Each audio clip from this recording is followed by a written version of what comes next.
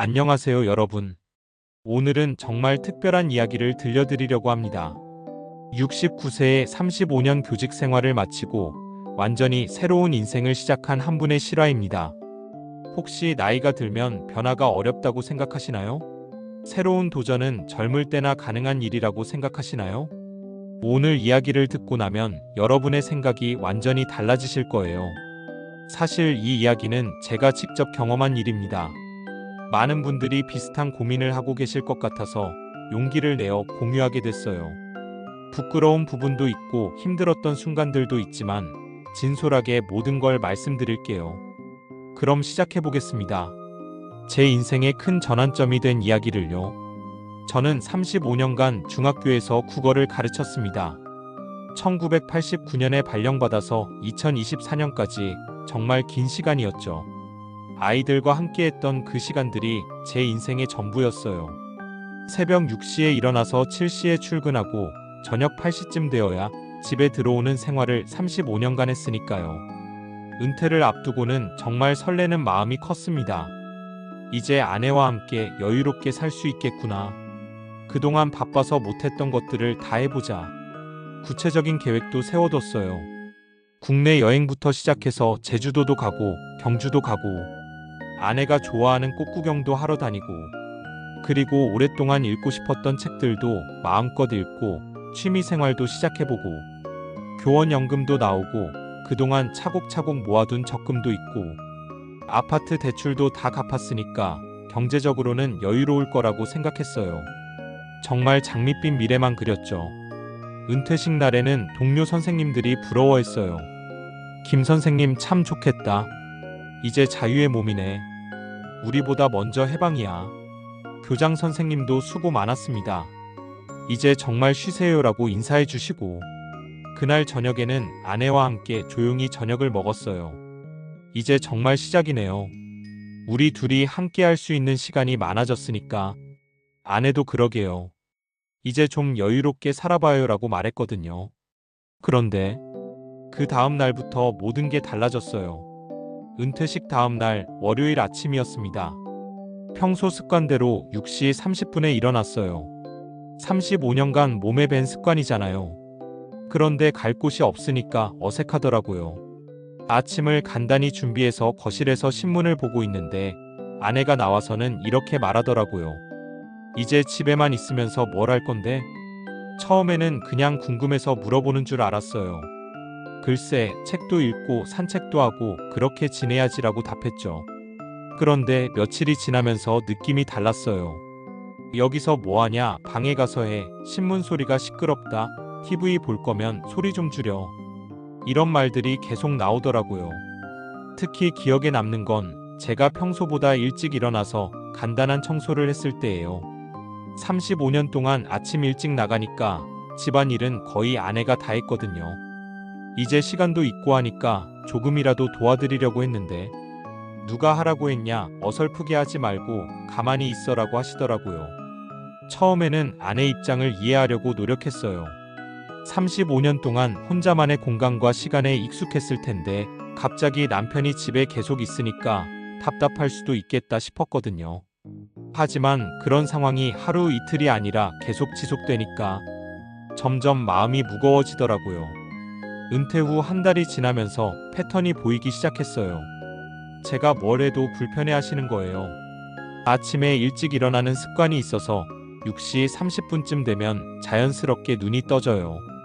그래서 간단한 아침을 준비해 드렸어요. 계란 후라이에 토스트, 따뜻한 커피까지. 나름대로 정성껏 준비했는데 돌아오는 건 불평뿐이었습니다. 계란이 너무 짜다, 토스트가 탔네, 커피가 너무 밍갑다. 어느 날은 이런 일도 있었어요. 평소 아내가 좋아하시는 된장찌개를 끓여봤거든요. 인터넷에서 레시피도 찾아보고 나름 신경 써서 만들었어요. 그런데 한 숟가락 떠보시더니 이런 걸 팝이라고 해? 차라리 라면이 낫겠다고 하시더라고요. 그 순간 정말 서운했어요.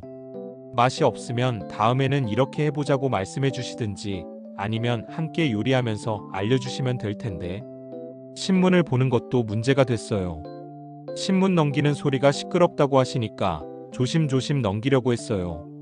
그런데 그것도 왜 그렇게 느리게 읽냐고 하시고, TV를 보려고 하면 소리를 왜 이렇게 크게 해라고 하시고, 소리를 줄이면 너무 작아서 안 들린다고 하시고, 정말 어떻게 해야 할지 모르겠더라고요. 그래서 점점 방에 들어가 있는 시간이 많아졌어요. 거실에서 뭘 해도 눈치가 보이니까요. 하지만 방에만 있으니까 답답하고 우울하고, 특히 힘들었던 건 취미생활 부분이었어요. 오랫동안 화분을 키워보고 싶었거든요. 학교에 있을 때는 시간이 없어서 못했는데 이제 여유가 생기니까 해보고 싶었어요. 화원에서 예쁜 화분들을 사와서 거실에 놓았어요. 장미, 국화, 허브 몇 종류. 나름 신경 써서 고른 거였는데 아내가 보시더니 집안이 지저분해진다, 벌레도 생기고 다 치워라고 하시더라고요. 어쩔 수 없이 베란다로 옮겼는데 베란다는 너무 춥고 햇빛도 잘 안 들어서 화분들이 다 시들어 버렸어요. 그걸 보면서 마음이 정말 아팠어요. 화분이 시든 게 아니라 제 마음이 시드는 것 같았거든요.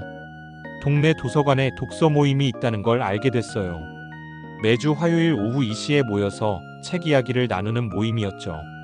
35년간 국어를 가르쳤으니까 책에 대한 이야기를 나누고 싶었어요.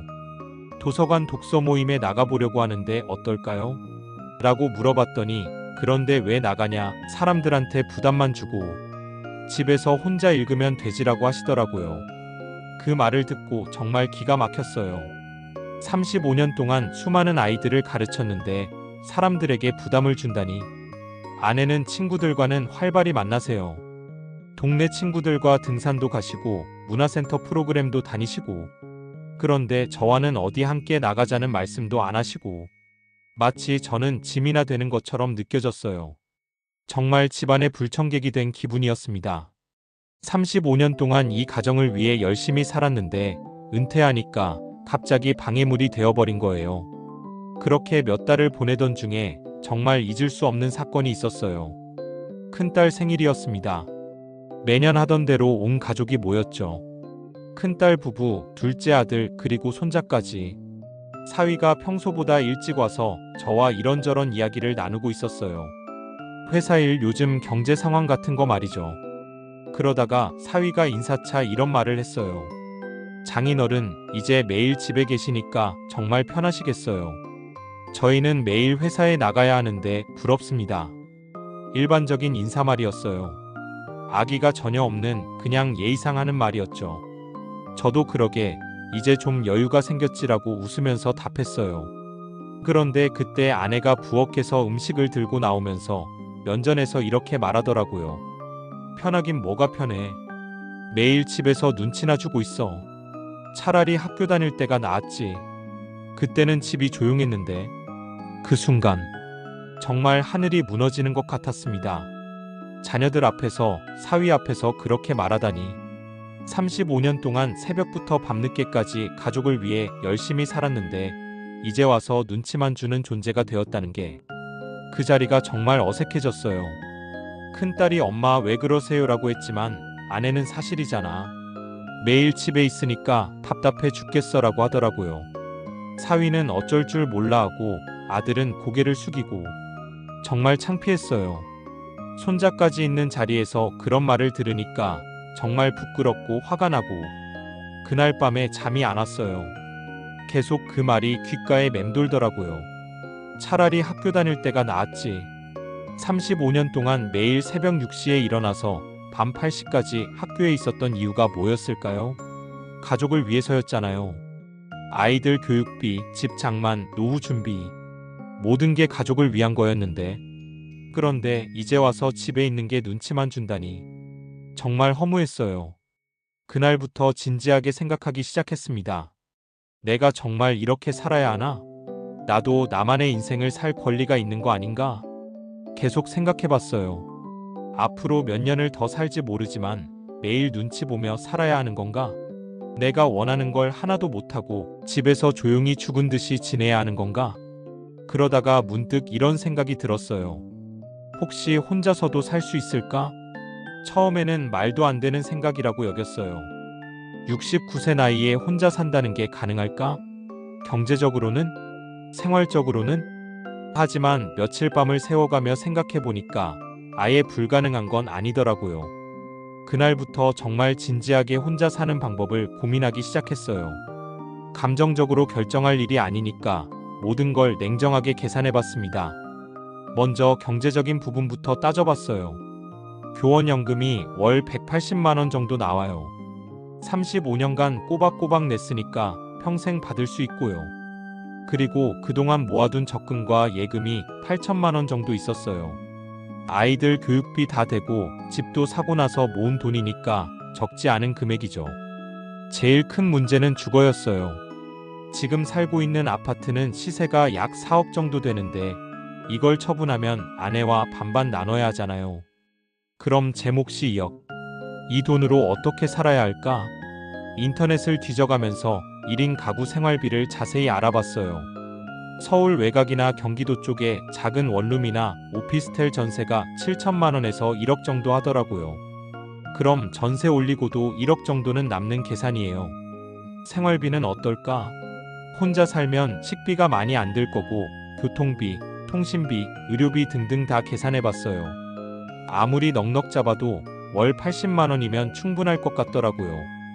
그럼 교원연금 180만 원에서 80만 원 쓰고도 100만 원이 남는 거죠. 혹시 모를 응급 상황이나 의료비를 위해서 적금은 그대로 두고요. 계산해보니 경제적으로는 충분히 가능했어요. 하지만 돈 문제만 해결된다고 다 되는 건 아니잖아요. 69세 나이에 혼자 살면서 모든 걸 다 해야 한다는 게 가능할까? 요리는 어떻게 하지? 35년 동안 거의 해본 적이 없는데. 빨래는?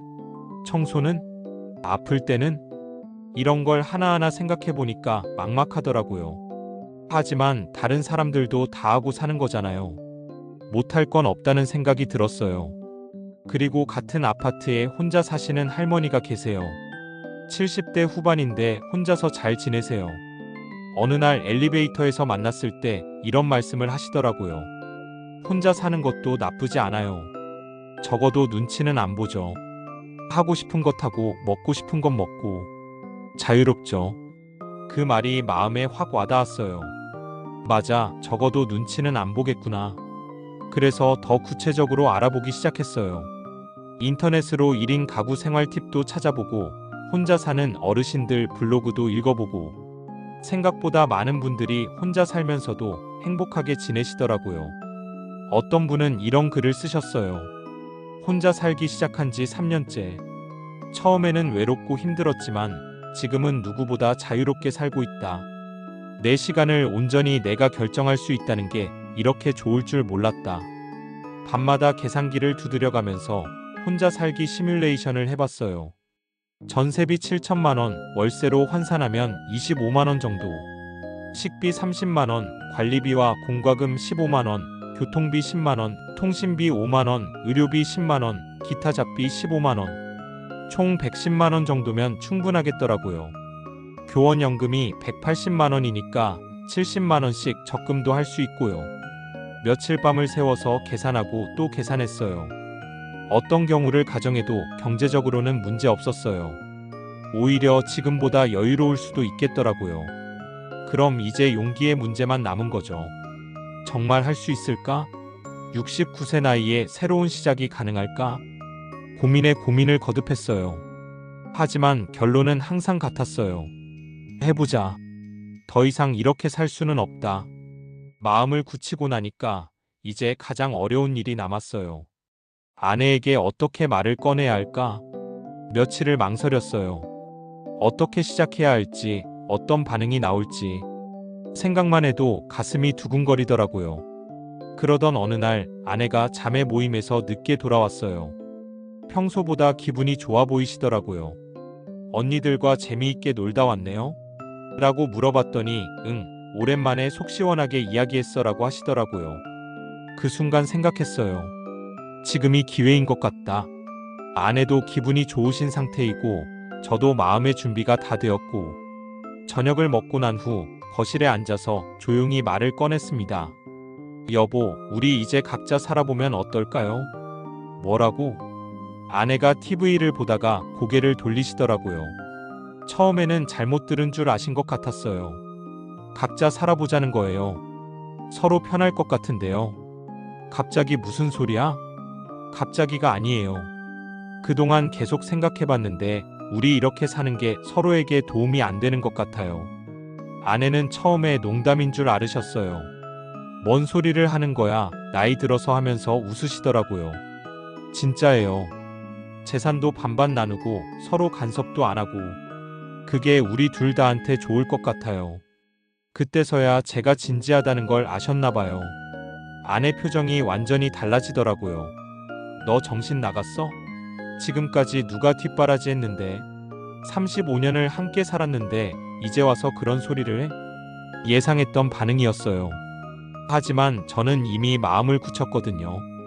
그렇게 생각하시면 더더욱 각자 사는 게 맞지 않을까요? 저도 이렇게 눈치 보면서 사는 게 힘들어요. 매일 뭘 해도 불편해 하시니까. 불편해한 게 아니라 걱정이 돼서 그런 거야. 나이가 들어서 이상한 생각하지 말고. 이상한 생각이 아니에요. 진지하게 생각한 거예요. 경제적으로도 계산해봤고 충분히 가능해요. 그날 밤은 정말 길었어요. 아내는 화를 내시기도 하고 울기도 하시고 회유하기도 하시고 모든 감정이 다 나왔어요. 사람들이 뭐라고 하겠어? 나이 들어서 별거 한다고 하면 손가락질 받아. 사람들 시선보다 우리가 행복한 게 더 중요하지 않나요? 돈이 뭐 그렇게 만만해?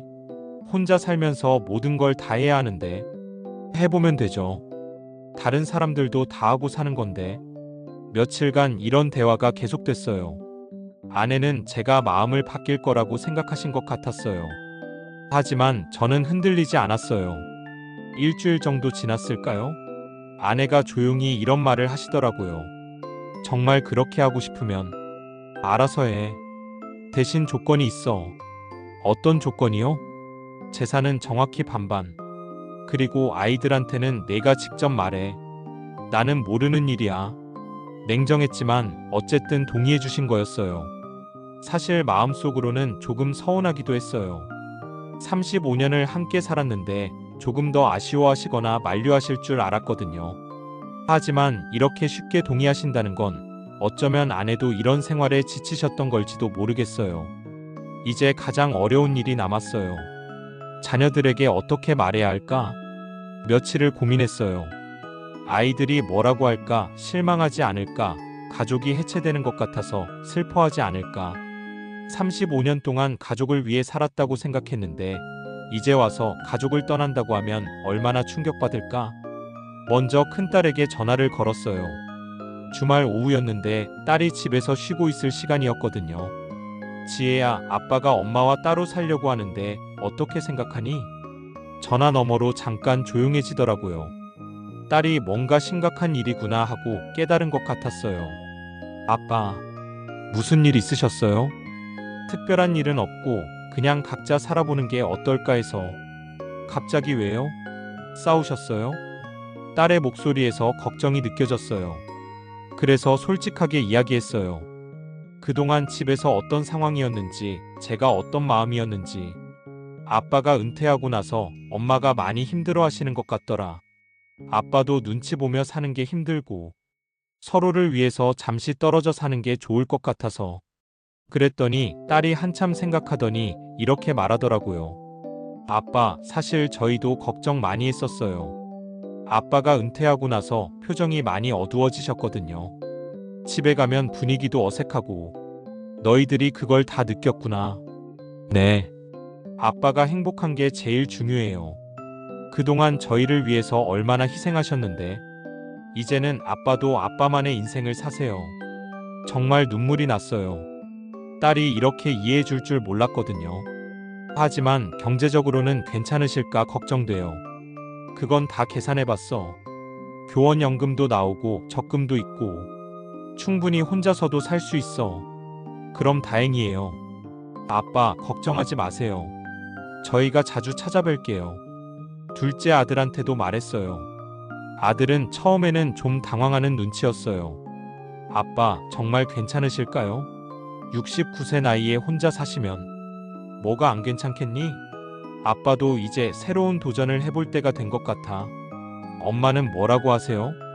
엄마도 동의하셨어. 사실 엄마도 혼자만의 시간이 필요하신 것 같더라.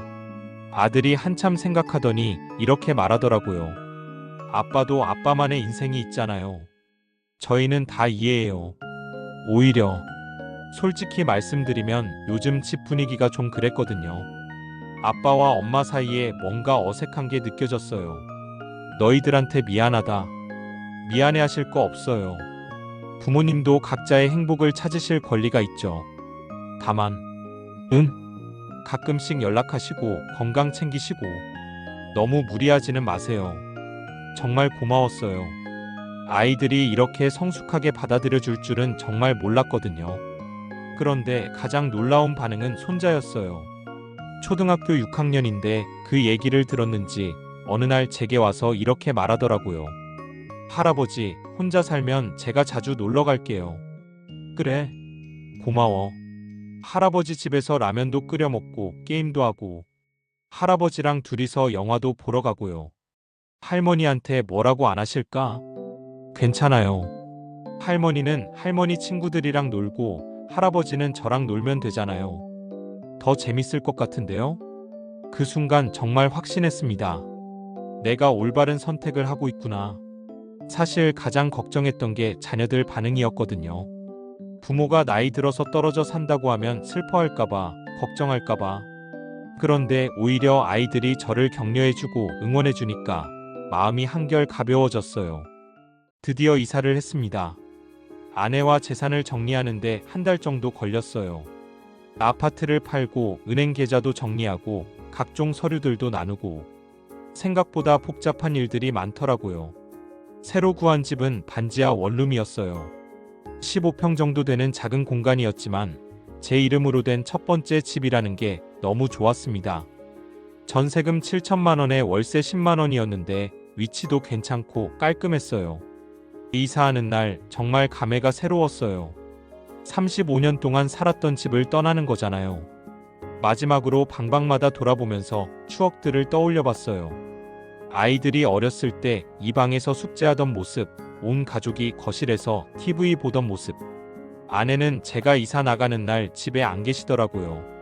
친구분과 여행을 가셨다고 하시면서 어쩌면 서로에게 좋은 선택이었을지도 모르겠어요.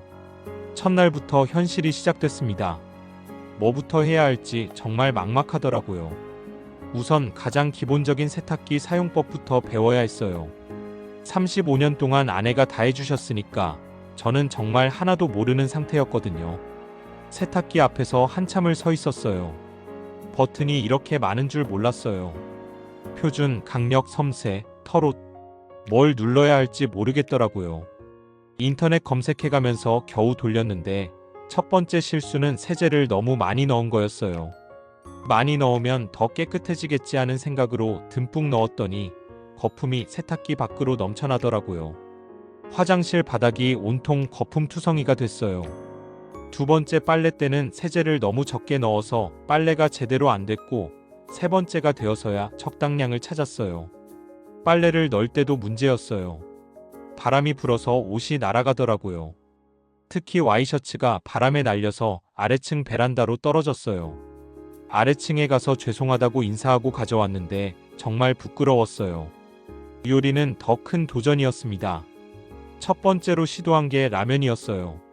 라면 정도는 쉬울 거라고 생각했는데 물을 얼마나 넣어야 할지 몰라서 너무 적게 넣었어요.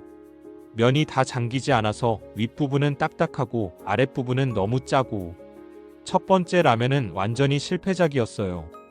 두 번째는 물을 너무 많이 넣어서 국물이 넘쳐버렸어요. 가스레인지 위가 온통 라면 국물로 범벅이 됐고 정리하는데 1시간이나 걸렸어요. 계란 후라이도 어려웠어요. 기름 온도를 어떻게 맞춰야 할지 몰라서 처음에는 기름이 차가운 상태에서 계란을 넣었더니 기름을 다 흡수해 버리더라고요. 두 번째는 기름이 너무 뜨거워서 계란을 넣자마자 튀어서 손등을 데웠어요.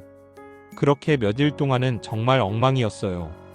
제대로 된 음식을 못 만들어서 편의점 도시락만 사 먹었어요.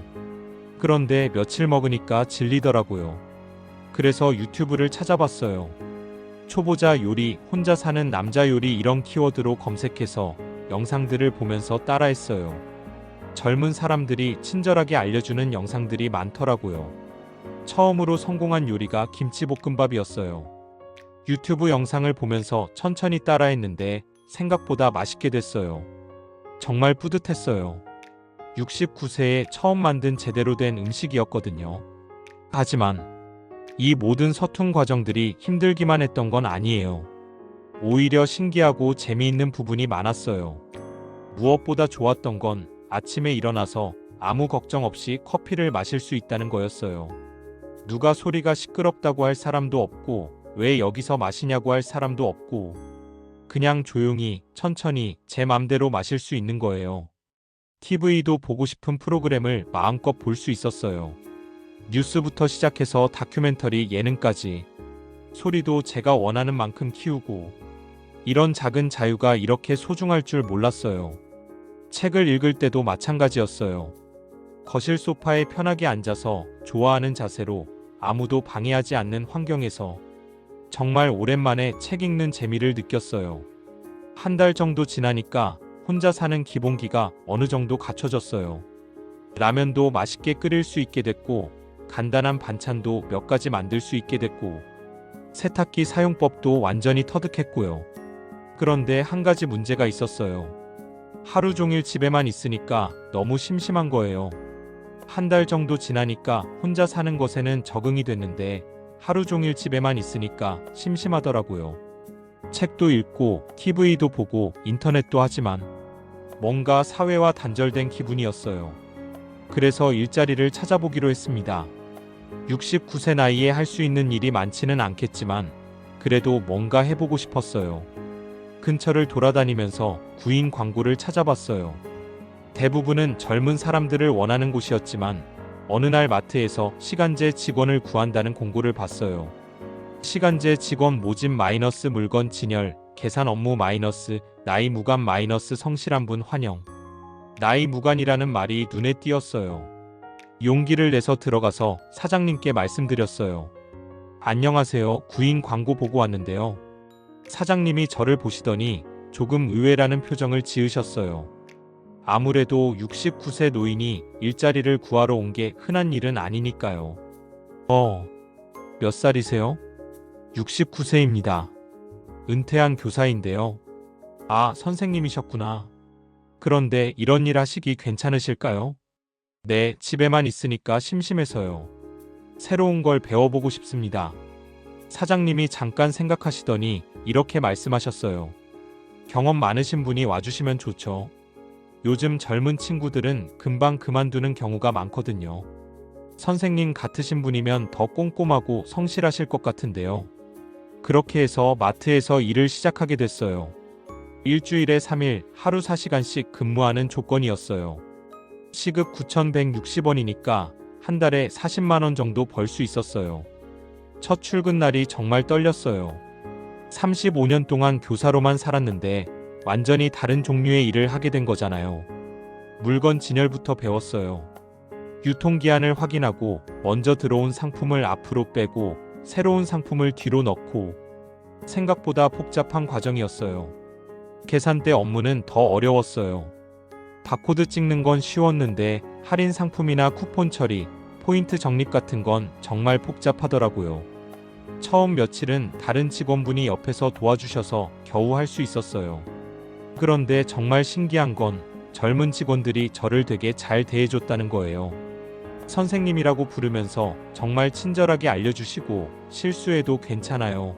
천천히 하세요라고 격려해주시고 20대 여직원 한 분은 이런 말을 하더라고요. 선생님 정말 대단하세요. 저희 할아버지는 은퇴하시고 나서 집에서 TV만 보시는데 선생님은 새로운 일을 배우려고 하시니까 정말 멋있어요.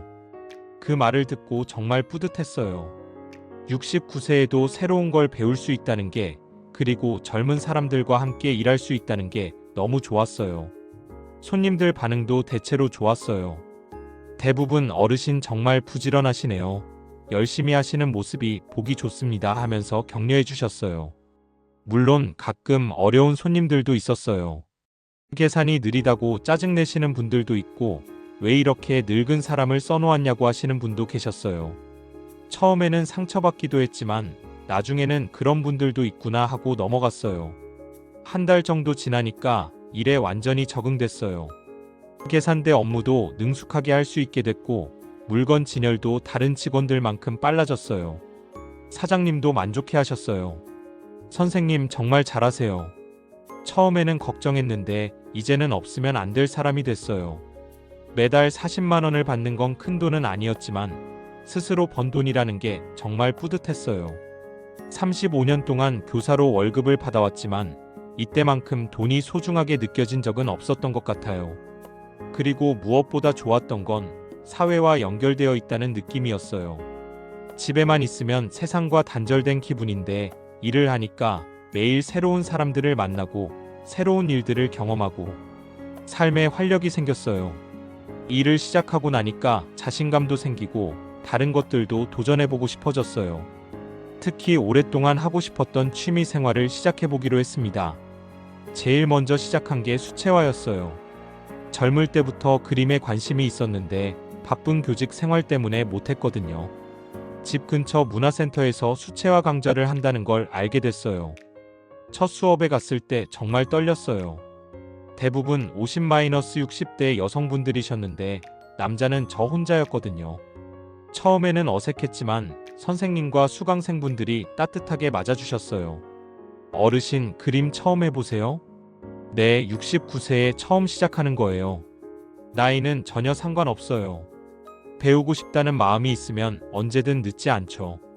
선생님 말씀이 정말 격려가 됐어요. 첫 작품은 정말 형편없었어요. 하늘을 파란색으로 칠했는데 하늘 같지도 않고 나무를 그렸는데 나무 같지도 않고 다른 분들 작품과 비교하면 정말 창피할 수준이었어요. 하지만 선생님이 이렇게 말씀해 주셨어요. 첫 작품치고는 정말 잘하셨어요. 색감도 좋고 구도도 나쁘지 않네요. 계속 연습하시면 분명 늘어요. 그 말을 듣고 정말 기분이 좋았어요.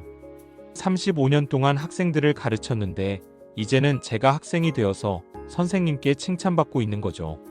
수업이 끝나고 나면 같은 수강생분들과 커피도 마시고 이야기도 나눴어요. 처음에는 어색했는데 점점 친해졌어요. 다들 비슷한 나이대라서 공감할 이야기들이 많더라고요. 한 분은 이런 말씀을 하셨어요. 선생님 정말 부러워요. 저희는 집에서 눈치 보느라 이런 것도 마음 편히 못하는데 선생님은 정말 자유로우시네요. 그 말을 듣고 제 선택이 옳았다는 확신이 더욱 들었어요. 두 번째로 시작한 취미는 탁구였어요. 아파트 관리사무소에서 주민들을 대상으로 탁구 모임을 운영한다는 공고를 봤거든요. 탁구는 중학교 때 조금 해본 것 외에는 거의 처음이나 마찬가지였어요. 하지만 운동도 할 겸 시작해봤어요. 탁구 모임에는 정말 다양한 연령대 분들이 계셨어요. 50대부터 80대까지 저와 비슷한 또래 분들도 많으셨고요. 처음에는 라켓 잡는 법부터 배워야 했어요. 공도 제대로 못 받았고요. 하지만 다른 분들이 친절하게 가르쳐 주셨어요. 선생님, 손목 스냅을 더 써보세요. 공을 너무 세게 치지 마시고 살짝 건드린다는 느낌으로요. 자세가 좋아졌네요. 금방 늘겠는데요? 이런 격려를 받으면서 점점 늘어가는 재미가 있었어요. 한 달 정도 지나니까 간단한 랠리는 할 수 있게 됐어요. 처음에는 공 3번 주고받기도 어려웠는데 이제는 10번, 20번도 주고받을 수 있게 됐고요. 탁구 모임분들과도 친해졌어요. 운동 후에 함께 커피를 마시거나 식사를 하면서 이런저런 이야기를 나누게 됐고요. 특히 저와 비슷한 상황에 계신 분이 한 분 계셨어요. 73세 할아버지인데 혼자 사신 지 5년 됐다고 하시더라고요. 처음에는 외롭고 힘들었어요. 하지만 지금은 정말 자유롭게 살고 있어요. 하고 싶은 거 다 하고 만나고 싶은 사람들 만나고 이런 게 진짜 인생이구나 싶어요. 그분 말씀이 정말 공감됐어요. 세 번째로 친해진 분은 같은 아파트에 사시는 할머니였어요. 70대 후반인데 남편분이 돌아가시고 혼자 사시는 분이었거든요. 처음에는 엘리베이터에서 인사만 나누는 사이였는데 어느 날 마트에서 우연히 만났어요. 큰 장바구니를 들고 혼자 쇼핑하고 계시더라고요. 할머니, 도와드릴까요? 아, 고마워요. 요즘 다리가 아파서 무거운 거 들기가 힘들어요. 그날부터 가끔씩 함께 장을 보러 다니게 됐어요. 혼자 장을 보면 뭘 사야 할지 잘 모르겠는데 함께 가니까 이것저것 보는 재미도 있고 좋더라고요. 할머니가 생활의 지혜를 많이 알려주셨어요. 어떤 야채가 싱싱한지, 어떤 고기가 좋은지, 어떻게 요리하면 맛있는지. 혼자 사는 요리는 양 조절이 제일 중요해요. 너무 많이 만들면 남기게 되고, 너무 적게 만들면 아쉽고, 딱 한 끼 분량 만드는 게 제일 어려워요. 정말 그랬어요. 처음에는 두 사람 분량으로 만드는 습관 때문에 항상 음식이 남았거든요. 할머니는 또 이런 조언도 해주셨어요. 혼자 살면 건강이 제일 중요해요. 아픈데 돌봐줄 사람이 없으니까 규칙적으로 운동하시고 병원도 정기적으로 다니세요. 그래서 건강검진도 받고 동네 병원에서 정기검사도 받기 시작했어요. 이렇게 하나둘 인간관계가 넓어지면서 외롭지 않게 됐어요. 수채화 수업 친구들, 탁구 모임 사람들, 마트 동료들, 그리고 이웃 할머니까지. 오히려 예전보다 만나는 사람들이 더 많아진 것 같았어요. 그런데 정말 예상치 못한 일이 있었어요. 옛날 제자들과 연락이 닿은 겁니다. 어느 날 카카오톡으로 메시지가 하나 왔어요. 선생님 안녕하세요. 중학교 2학년 때 담임이셨던 김지연입니다.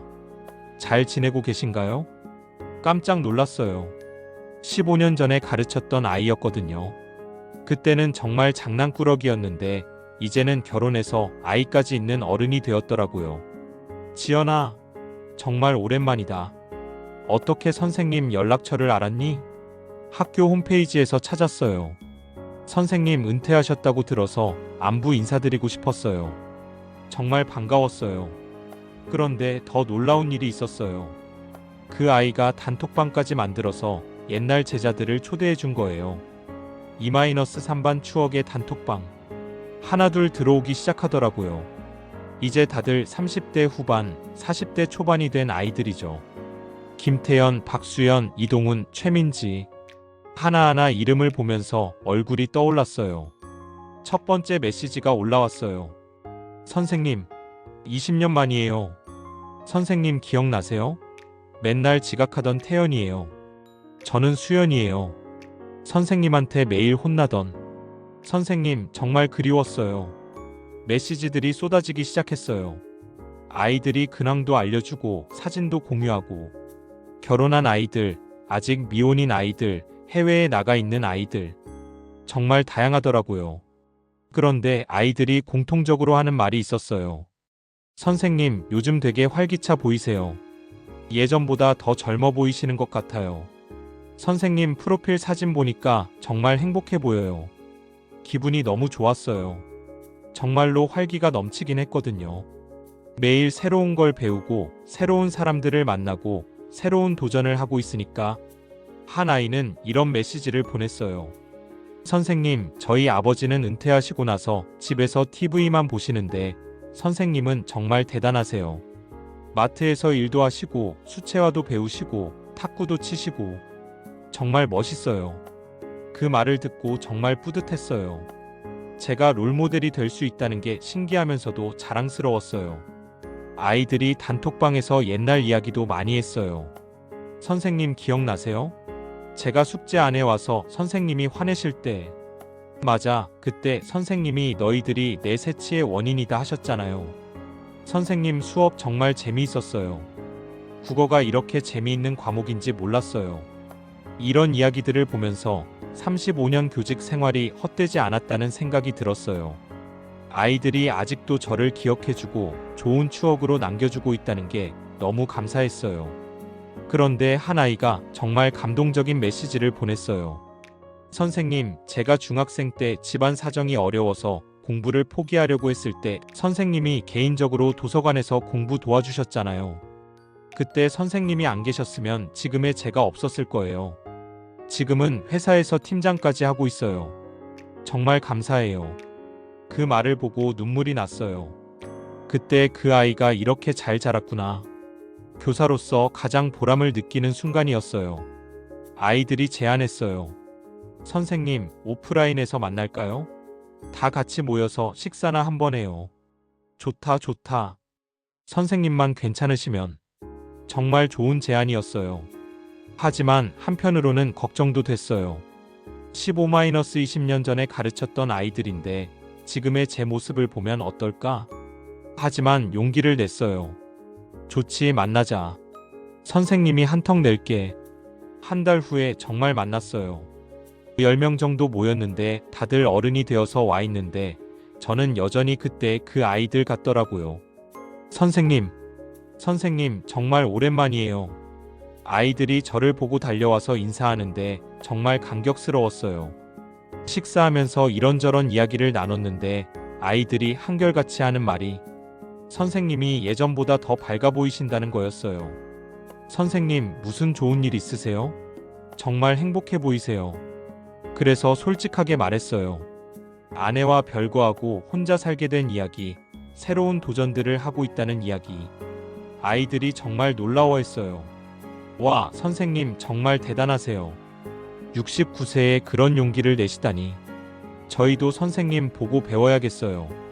나이는 정말 숫자일 뿐이네요. 그날 정말 행복했어요. 제자들과 함께 웃고 떠들면서 옛날 추억도 나누고 현재 이야기도 하고 이런 게 진짜 인생의 보람이구나 싶었어요. 별거 후에 가장 걱정했던 게 자녀들과의 관계였어요. 혹시 써먹해지지는 않을까, 연락이 끊어지지는 않을까. 하지만 놀랍게도 자녀들과의 관계는 오히려 더 좋아졌어요. 처음에는 어색했어요. 아이들이 안부 전화를 할 때도 아빠 괜찮으세요? 불편한 건 없으세요? 이런 걱정스러운 말들이 많았거든요. 하지만 시간이 지나면서 자연스러워졌어요. 각자의 삶을 인정하고 존중하게 되니까 만날 때마다 더 진솔한 대화를 할 수 있게 된 거예요. 큰딸이 어느 날 이런 말을 했어요.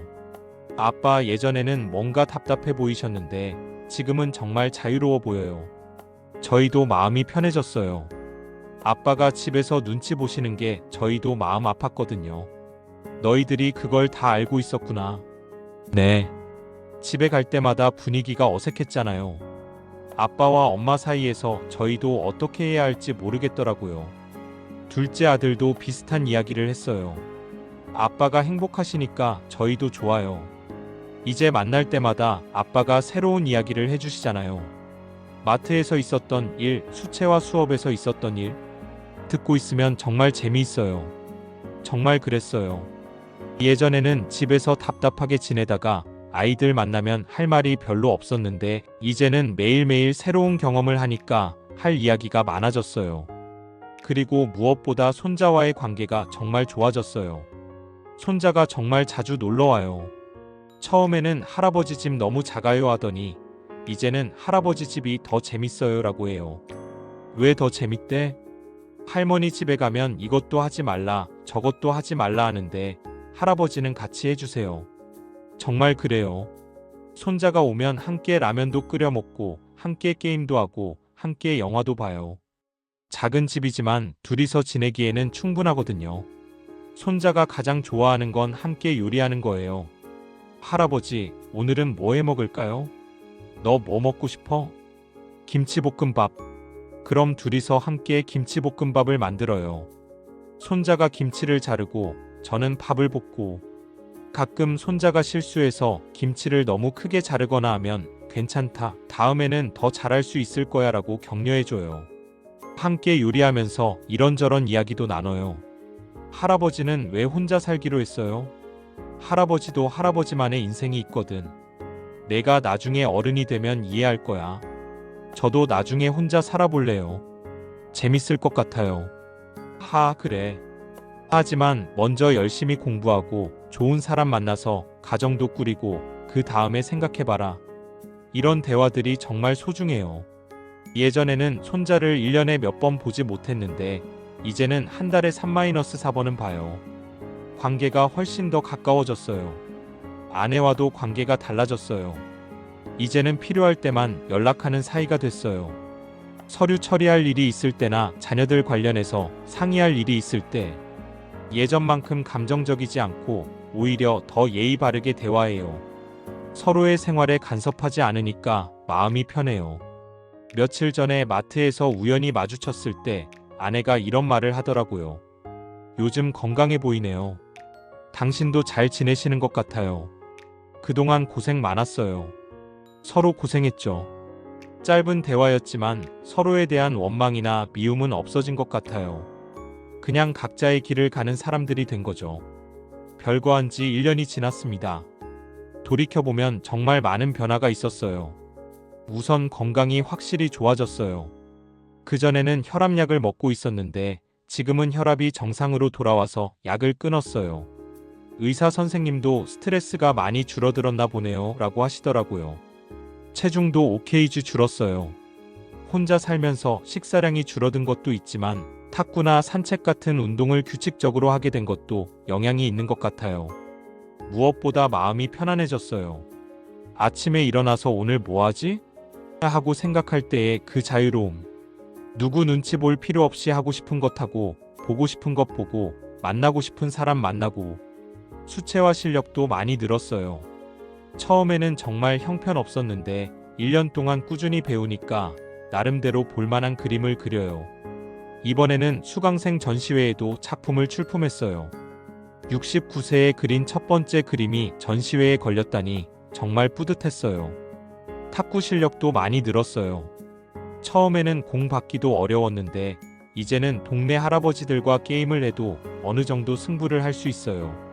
지난주에는 아파트 탁구 대회에서 3위까지 했어요. 상품으로 받은 상품권은 손자 선물 사는데 썼어요. 마트 일도 완전히 적응했어요. 처음에는 서툴렀는데 이제는 다른 직원들만큼 능숙하게 해요. 사장님도 선생님 없으면 안 돼요라고 하시고 동료들도 저를 진짜 가족처럼 대해줘요. 그런데 무엇보다 큰 변화는 사람들과의 관계예요. 수채화 수업 친구들, 탁구 모임 사람들, 마트 동료들, 이웃 할머니, 그리고 제자들까지 정말 다양한 사람들과 관계를 맺게 됐어요. 예전에는 학교 동료들과 가족 외에는 거의 만나는 사람이 없었는데 이제는 매일 새로운 사람들과 만나고 새로운 이야기를 나눠요. 인생이 훨씬 풍성해진 것 같아요. 가장 인상 깊었던 건 얼마 전에 탁구 모임에서 만난 70대 할아버지의 말이었어요. 선생님 보니까 정말 부럽네요. 저는 아직도 집사람 눈치 보느라 이런 모임도 눈치 보면서 나와요. 선생님은 정말 자유롭게 사시네요. 그 말을 듣고 제 선택이 정말 옳았다는 확신이 들었어요. 물론 가끔 외로울 때도 있어요. 특히 밤에 혼자 있을 때, 아플 때 돌봐줄 사람이 없을 때, 그럴 때는 내가 너무 성급한 결정을 한 건 아닐까 하는 생각도 들어요. 하지만 그런 순간들보다는 행복한 순간들이 훨씬 많아요. 매일 아침 일어나서 오늘은 뭘 할까? 하고 설레는 마음, 새로운 걸 배울 때의 기쁨, 좋은 사람들과 만나서 이야기 나눌 때의 즐거움. 이런 것들이 가끔씩 느끼는 외로움보다 훨씬 소중해요. 한 가지 후회되는 건 좀 더 일찍 이런 결정을 했어야 했다는 거예요. 만약 65세에 이런 선택을 했다면 더 많은 것들을 경험할 수 있었을 텐데. 하지만 지금이라도 늦지 않았다고 생각해요. 이 영상을 보시는 분 중에 혹시 저와 비슷한 고민을 하고 계신 분들이 있을지 모르겠어요. 나이 들어서도 이런 선택이 가능할까? 혼자서도 잘 살 수 있을까? 경제적으로는 괜찮을까? 외롭지 않을까? 1년간의 경험을 바탕으로 조금이나마 도움이 될 만한 조언을 드리고 싶어요. 첫 번째, 솔직한 대화부터 시도해 보세요. 무작정 포기하지 말고 상대방과 진솔하게 대화해 보세요. 지금 어떤 기분인지, 어떤 것이 힘든지, 어떻게 하면 서로 행복할 수 있을지. 상대방도 변화의 필요성을 느낄 수 있어요. 저희도 처음부터 별거를 생각한 건 아니었거든요. 대화를 통해서 서로의 마음을 이해하려고 노력했어요. 하지만 그래도 안 될 때는 다른 선택을 하는 것도 필요해요. 두 번째, 경제적 독립 계획을 꼼꼼히 세우세요. 연금이 얼마나 나오는지, 저축은 얼마나 있는지, 주거비는 얼마나 들지, 생활비는 어느 정도 필요한지 계산기 두드려가면서라도 정확히 파악하세요. 막연한 불안보다는 구체적인 계획이 중요해요. 저는 엑셀로 표까지 만들어서 계산해봤어요. 최악의 경우까지 가정해서 계산해보니까 충분히 가능하다는 결론이 나왔어요. 돈 때문에 참고 사는 것보다는 조금 부족해도 자유롭게 사는 게 낫다고 생각해요. 세 번째, 생활 기술을 미리 익히세요. 요리, 청소, 빨래, 집안 관리 등 기본적인 생활 기술들. 젊을 때부터 안 해봤으면 정말 어려워요. 미리미리 연습해 두시면 나중에 도움이 될 거예요. 저는 유튜브를 정말 많이 봤어요.